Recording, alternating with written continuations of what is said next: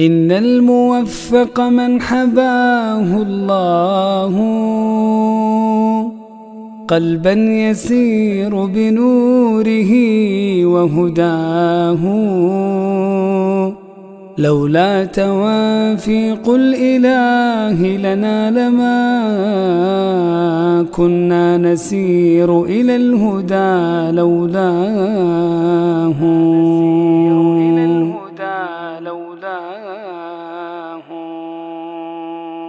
وأحسن منها قول ربي سبحانه وتعالى: وما توفيقي إلا بالله عليه توكلت وإليه أنيب.